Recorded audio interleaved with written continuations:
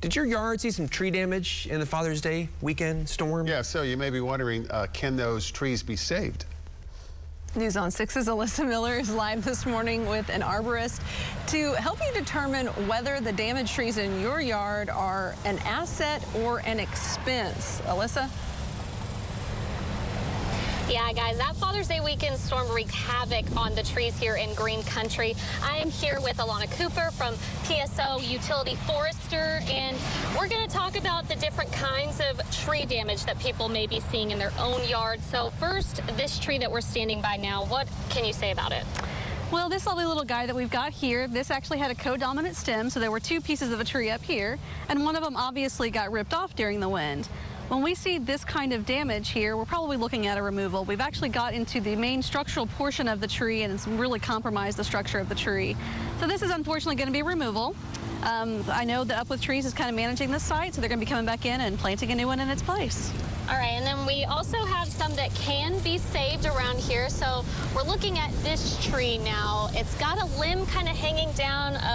What can you tell people about this if they have something like this in their yard? All right, this is another really good example of what we've got going on. We had a lot of broken branches following the storm. We've got a large hanger. You can kind of see the dead leaves on here kind of hanging down.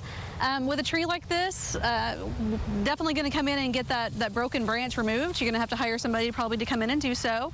When we're looking at a tree like this, we've got a lot of other dead wood up in there. It just shows an overall health decline on this tree.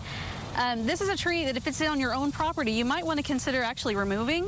It's not really adding a lot of value to your property at this point, and it's going to be a long-term health issue with this tree. So you're saying because it could be nearby a home or vehicles that this in the future could actually fall and damage it if another storm comes. Is that what you're saying? You bet, you bet. When we're looking at trees for overall health conditions and what we need to do with them following the storm, the first thing is first and foremost is safety. Safety for the public, safety for your family, safety for the home. Then we start looking at the overall health condition of the tree. Was it in really good shape before the storm, and can we recover that? And then financially, can I afford to do the work that this tree needs to be able to recover? A lot of times, the trees are just as expensive to have trimmed properly as it is to go ahead and remove the tree. So what is most important for you and your family? Do you value that tree? Does it have sentimental value? Does it add a lot to your home? Do you have the funds to be able to put in it to do the proper methods to save it? So like with this one here, we've got a lot of dieback in this tree overall. So we're looking at a tree that was already kind of in a declining state when the storm came through. Trees like that are not going to recover quite as swiftly, quite as well as a tree that's in a healthy condition to start off with. So when you're looking at your own yard, what kind of condition are my trees in? What did they look like before the storm? What do they look like now? So if we've got one that's in really good health before the storm, the tree had the right crown shape, it hadn't had a lot of damage, the foliage was nice and lush and the right color and shape for the tree species, that tree's going to recover a lot quicker from the damage that we had versus one that's kind of in like this one and kind of in poor condition. Absolutely. So then we start looking at what pieces actually got damaged. The smaller tree here behind me here, we've got back into the main trunk of this tree. The big tree back over here, we just had some branches get damaged. Branches can be trimmed off. As long as we're not damaging more than 30 to 40% of the tree canopy on a young tree, we should be able to just trim those back, those damaged trees, our branches trimmed back, and be good to go for the future, and kind of monitor it and keep track of it.